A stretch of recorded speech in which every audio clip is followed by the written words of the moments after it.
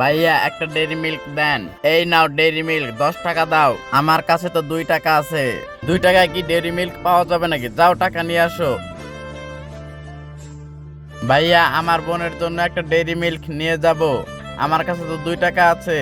আমাকে একটা dairy milk কিনে দাও। আচ্ছা ঠিক আছে। দোকানদার ভাই, এই বাচ্চাটিকে একটা ডেইরি মিল্ক দাও।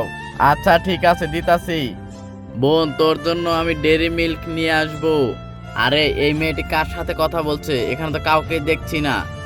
আলছিফ, আমার পিছনে পিছনে চলে আসো।